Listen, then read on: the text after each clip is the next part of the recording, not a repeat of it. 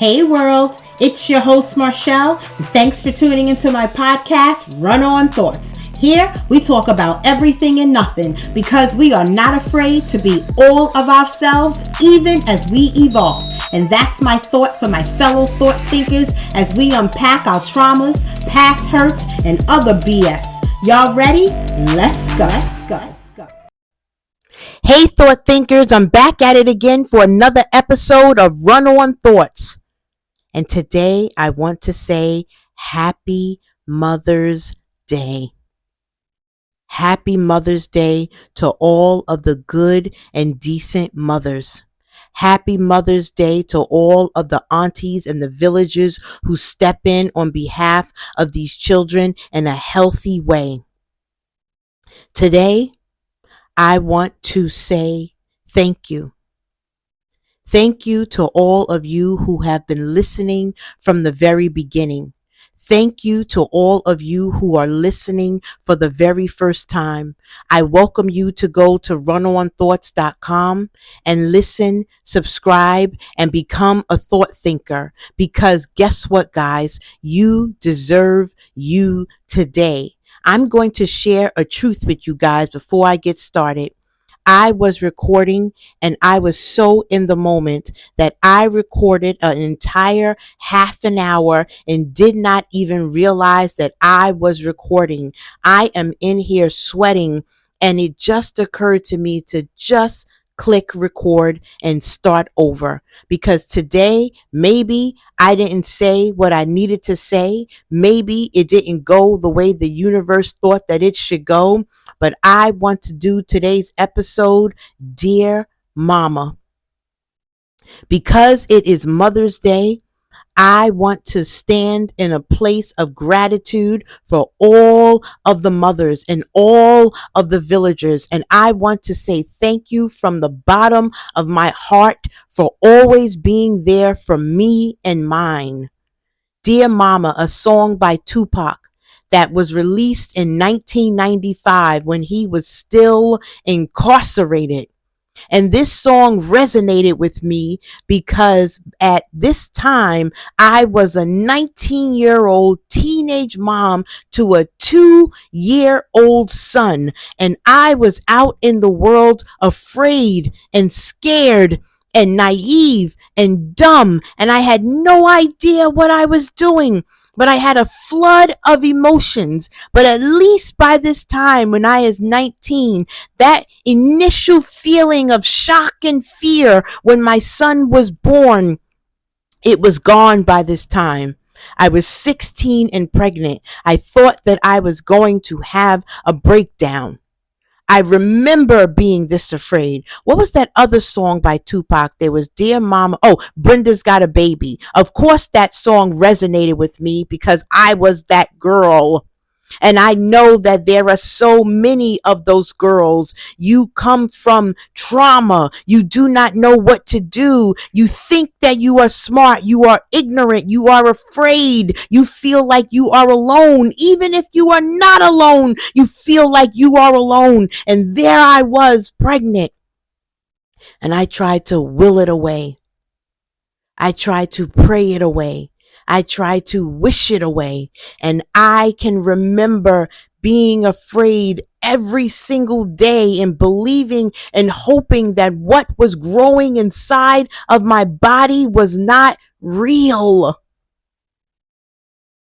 Months are going by. I am still going to school. I am still dancing. I am still being in talent shows. I am still rapping. I am still doing all of the things. And if no one had stepped in, I would have been one of those children who had a baby in the bathroom alone. And God, I do not know what I would have done after. But when you are afraid, it is a mental breakdown. I was disconnected from my body. My aunt had asked me, am I having sex? And I'm like, sex? I'm so past fucking sex that I can't even tell y'all what this is. And I was still in denial. I had not shared this story with my friends. I had not shared this story with no one. The only person that knew was my son's father. And I don't talk about him because the universe stepped in and my son had a good father and a good paternal family, and I loved them. But like all young people, it started off shadier than a motherfucker. But yes, I was afraid, and I would have had this baby alone if nobody knew.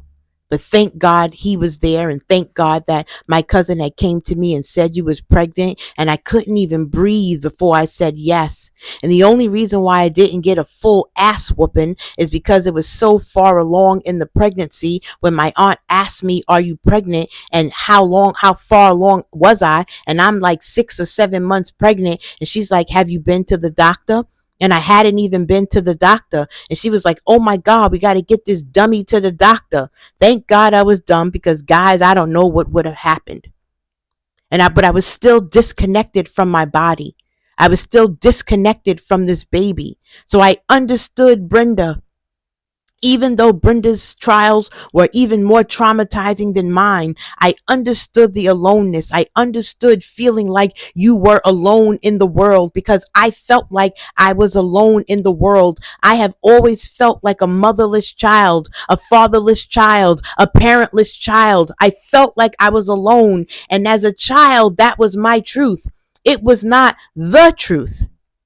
Because now, as I stand here at 50 years old, I am grateful for the village that has been supporting me. I am sure that my mother and those ancestors and those that love me sent these villagers into my life to be there for myself and my son. But at the time, when you feel like those who are supposed to love you are not there, it is traumatizing. And I was traumatized. I never ever wanted to be a mother. I was bitter and mad and mean. I wanted to be successful. I wanted to get out of the conditions that I was in. And it wasn't that it was poverty or anything like that. Right? I started off poor. My aunt was a hardworking woman who worked 2 jobs. I had my own room. It's why my sister and I were split up, because I chose stuff while she chose love. I chose stuff and she chose love. And the truth is, we shouldn't have had to make the choice for either. We both should have gotten love and our needs met. Right? But I was scared, guys. I was so scared. But this child came. And even when this child came, I was still afraid. And I still had not connected to the child. Something transpired a week later, and I was crying in my room while he was laying in the bassinet.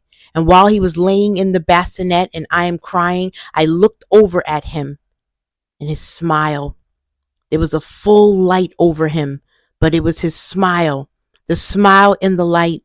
And I'm just crying, and I'm like, "God, I don't know what to do with this child." And God told me. I didn't hear any words. I felt the words in my soul, if that makes sense. And it simply told me to do the opposite.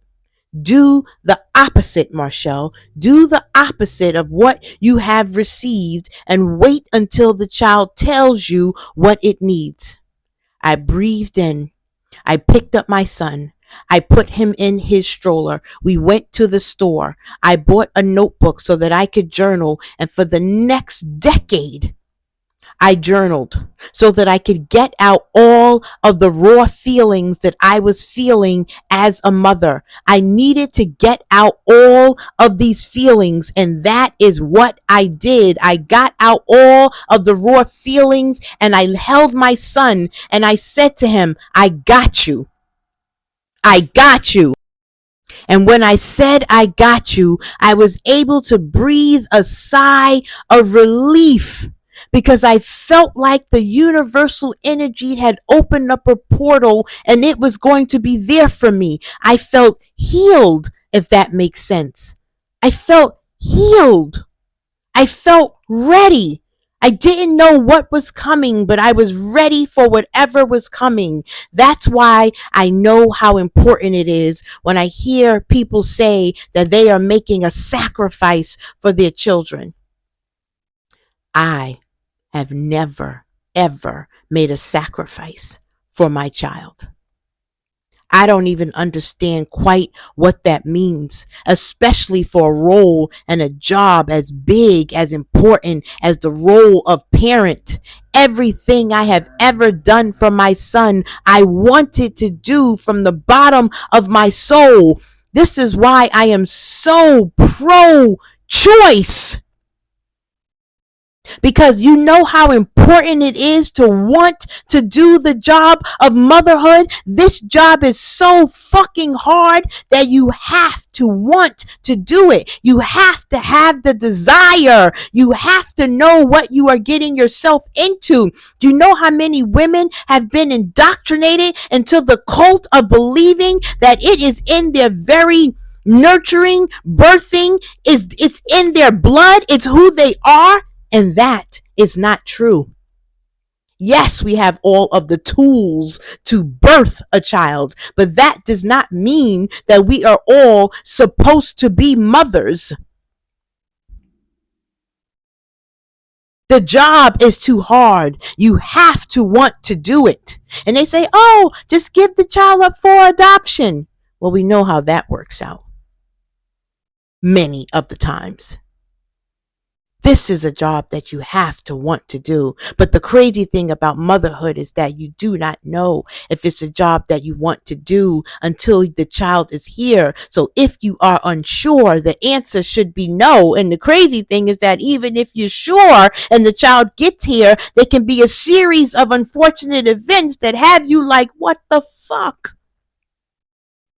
Because I'm telling you guys, it was hard, but I wanted it.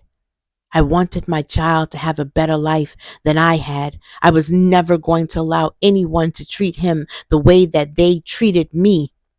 I made that shit clear. I didn't care if it was a man. I told my son one time I was dating someone and I was like, I don't give a damn how in love you think I am or how in love it looks like. If somebody ever does something to you, you come to me and I can be out of love in 3.5 seconds because I choose you. Because I always felt unchosen. And I know that the villagers were there. But do you know how crazy it is to feel unchosen by those who are supposed to choose you? Your mother and your father are supposed to choose you, which is why I understood the song Dear Mama. I understood Tupac's song Dear Mama. That's why today's episode is called Dear Mama. You was a fiend, mama, but you're still a queen, mama. That's me paraphrasing. But the truth of the matter is that my mother was a drug addict, and that's why she wasn't able to be there for us. But I also recognize, even as a young girl, that my mother was not happy here. And so when my mother passed, I saw it that my mother was a caterpillar. And I hoped that wherever she was going out into the universe, she could finally become a butterfly. And I believe that my mother is out in the world being a butterfly, because I believe that my mother is my butterfly angel, making sure that at every stage of my life, whoever I need, whatever I need, shows up. And I am grateful for that. And I also understand the power that my mother needed to be my mother and my father needed to be my father, because it is their DNA that makes me who I am. But I also understand that it is the villagers, that it is those that have stepped into my life, that it is the spunk and the whatever that I got from the universal energy, that I get to be this Marshall. And I am grateful for this Marshall. I often have been asked, what would you do different? And the answer is nothing. Nothing. What would I do different about the past? Nothing. Because the truth is, as hard as it is, I have no idea what it would have went like if it had went a different way. Did I want to not be pregnant at 16 and go away to college and become a rich and successful journalist? Yes. But that is a figment of my imagination, because what if I was being blocked from whatever was down that road? This is why I don't have guilt, because you don't know what you don't know. You don't know what you don't know. And so because I don't know what I don't know, I can only know what I know. And what I know is I am happy about who I am in this moment. I am happy about the relationship that I have with my son. It was one of the most beautiful relationships that I've ever had in my life. Not because he was the center of my life, but he was the center of my life. I taught him how to read. I was fixated on making sure that he wasn't a part of the school to prison pipeline. I got that nurturing spirit because, like I said, I am nosy. I am a watcher. I see patterns. My favorite Aunt Laura, she was a servant. And in watching her and talking to her, she gave me permission to be the servant that I was inside. My Aunt Dot was strong and a fighter, and she never put men ahead of us. And because of that, I was able to yield these two women together. And then there's my Aunt Cheryl, who is fun and feisty and likes to travel and do things. And this is what I'm saying. I was able to put all of the women that I admire together so that I could be the best that I could be at every juncture of the road. My grandma would take anybody in. Now, I ain't taking anybody in. You got to be about something. But all my son's cousins and his friends, I allowed them in my home while I cooked and made pancakes, and we would talk, and I would let them unload their problems and unload their feelings. Because the best part about being a mother for me is that I am in tune with how I felt then. I watched so many of you act like you weren't children, and I'd be like, what the fuck? The best way to parent is from a place of understanding that you were once a child, and what would you have wanted someone to say or do for you? The reason why I am able to get through to your children is because I teach them the lessons. I share my mistakes with them. And I don't just say that I fucked up. I share what happened. I share the lesson learned. And I give them a safe space to share what they are really going through without all of the judgment. Right? I understand that we are all having a human experience for the very first time. Well, that is what I believe. I understand that so many of you believe that you are making sacrifices, but I never made a sacrifice. Everything I did in the name of being a mother, I wanted to do. And that's why I am so pro-choice, because you have to want to do this job. You have to want to do it. I wanted to cook. I wanted to bake cookies. I wanted to be his teacher. I wanted to be the person that he come to if he was sick. Now, truth, if he was sick, he went to his father. Because although I do everything that I say I'm going to do, his father was actually more loving and patient and kind.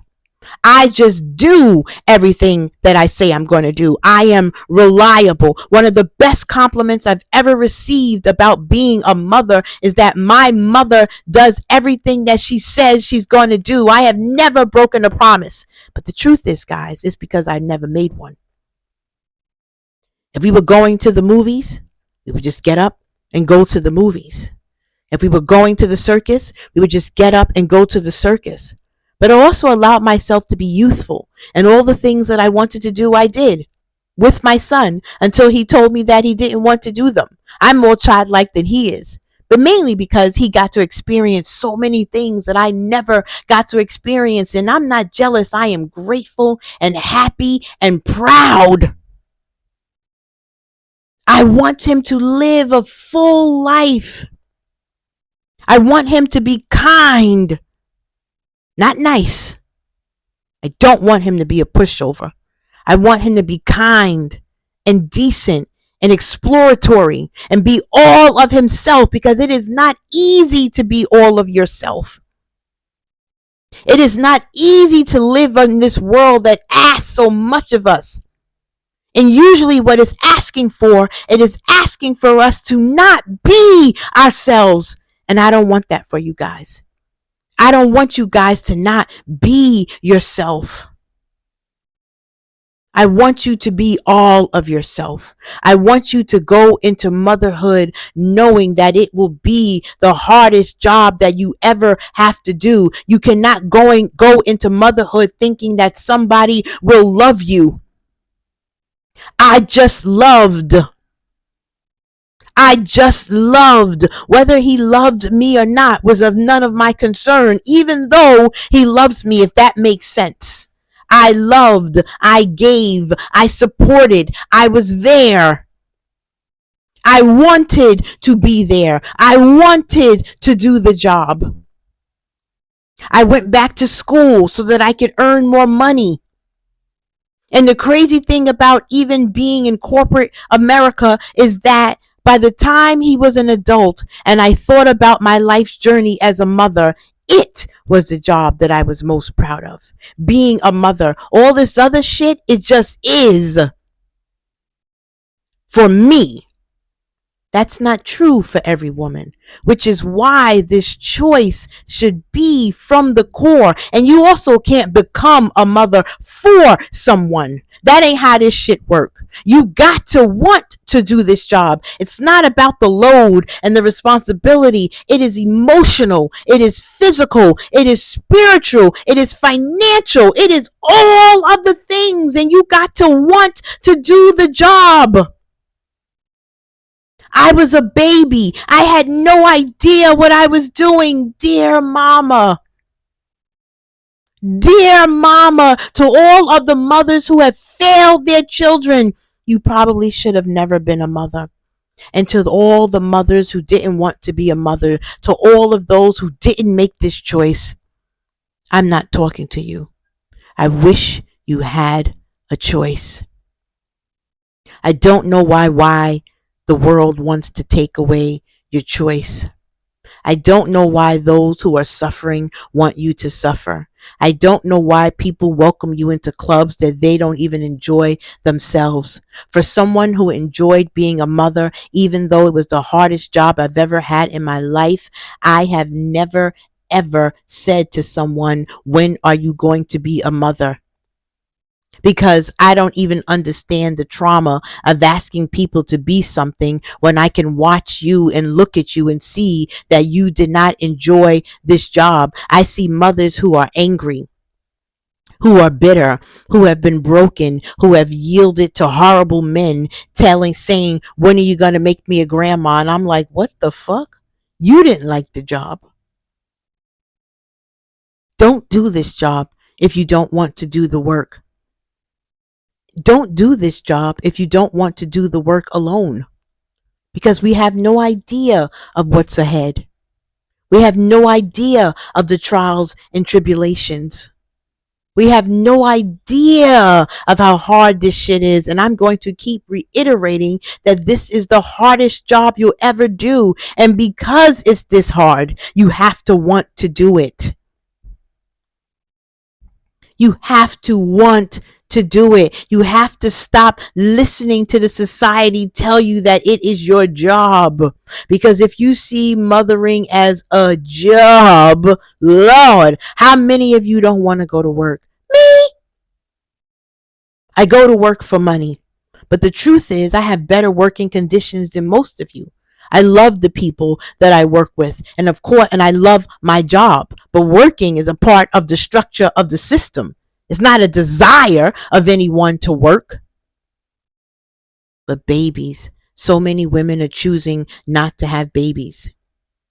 Because it's hard. Because you need money.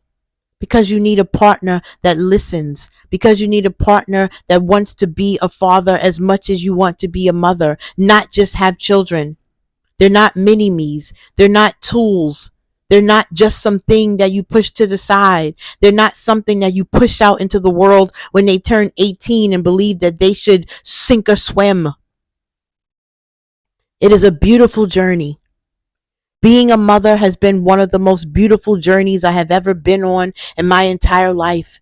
Being a mother has led me on a journey of self-discovery. I have been able to explore who I am through the lens of being a mother. And now that my son is an adult man, I get to explore who I am through the lens of being Marshall. But it is the stories, it is the beauty. I have no guilt. I have no shame. I used to be ashamed about being a teenage mom. The only reason why I wanted degrees is because I wanted to counter the fact that I was a teenage mom, because I knew that I was smart. But the truth is, I am leaving a legacy of broken, what are we calling it? I broke the generational curses. I broke them. I broke them because I made a choice. I broke them because I allowed myself to be myself. I broke them because I allowed my son to be himself. I broke them because I allowed some of your children to realize that they can rely on me. I got you. I got them. I am a mama. I love the idea of mothering, of being there. And the crazy thing is that I don't really like people. I like elders and our children, because I recognize that I will be an elder, and I recognize that I have been your children. So for all of you that are out there adulting, for all of the mothers who are out there, and if you are struggling, I ask you to get help. Because if you are already a mother, I ask you to look inside yourself and ask yourself, what did you want? What did you want for you? And I ask you to give that to your children. And if you are already a mother and you do not enjoy this job, I ask that you go ahead and make the sacrifice. I am grateful to the universe that I did not have to make the sacrifice. I am grateful to the Creator. I know that God is a woman. And the reason why I know that God is a woman, because as a mother, I am a creator. And I recognize that the Creator does not submit to her creation, but she gives to it, right? She gives, she multiplies, she shines, she thrives, she loves, she reigns on, she does all of the things. Being a mother is the greatest superpower that I have ever had. Me. It's not a superpower for every mother. So if you are not sure, do not invite this job into your life believing that it will save you from something, because it will not. It will bring up every fear, every trauma, everything you've ever felt. Every time my son leaves out of the door, I walk to the door and pray over him. And it's crazy because I started this when I believed in religion. I no longer believe in religion, but I still do it because my son still believes, but I still believe in the power of words. Words have power. And I yield to you guys to speak positive over yourselves. Speak positive over your children. Be there for them. Wish them the best. Be the best for them. And the best doesn't mean that you got to do everything right. It doesn't mean that you cook every day. It doesn't mean that you read a bedtime story every day. It means that you lead with love. And that you give yourself grace when you are fucking up. It means that you enjoy the mess. Enjoy the mess. Enjoy the shit on the floor. Because I'm telling you, when it's over, it will be over. Kind of like today's episode. I'm tired of talking to you guys. Happy Mother's Day. Bye.